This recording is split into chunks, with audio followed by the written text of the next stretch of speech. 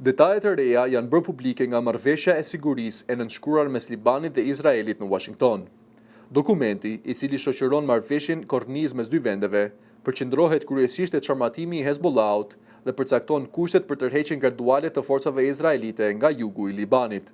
Sipas dokumentit, tërheqja e ushtrisë izraelite do të ndodhë vetëm pasi ushtria libaneze të përfundojë një proces të verifikueshëm të çarmatimit të Hezbollahut dhe të gjitha grupeve të tjera të çarmatosura jashtë kontrollit të shtetit.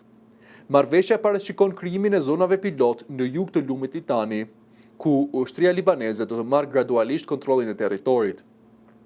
Procesi do të zhvillohet në 4 faza: neutralizimin e grupeve të armatosura dhe shkatërrimin e infrastrukturës së tyre ushtarake, verifikimin nga një palë tretë, vendosjen e ushtrisë libaneze me kontroll të plot operacional dhe në fund, rindërtimin e zonave të prekura me mbështetje ndërkombëtare.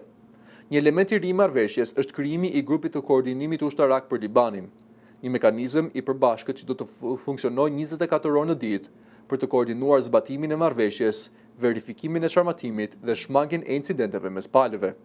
Dokumenti thekson se forcat e armatosura libaneze marrin përsipër përgjegjësinë për të siguruar që Hezbollahu dhe çdo grup tjetër i armatosur jo shtetëror të mos kenë më rol apo kapacitete ushtarake në territorin e Libanit. Në këmbim, Izraeli angazhohet të reduktojë gradualisht praninë e tij ushtarake dhe më pas të tërhiqet plotësisht nga territori libanez, por vetëm pasi të jetë verifikuar zbatimi i plot i procesit të çarmatimit.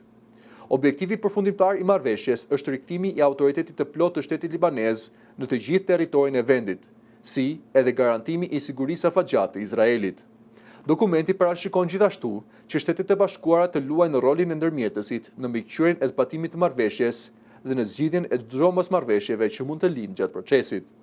Publikimi i kësaj shtojtëse hedh më shumë dritë mbi detajet e marrëveshjes së arritur mes dy vendeve dhe pritet të nxjisë debat të fortë politik, veçanërisht për çështjen e çarmatimit të Hezbollahut.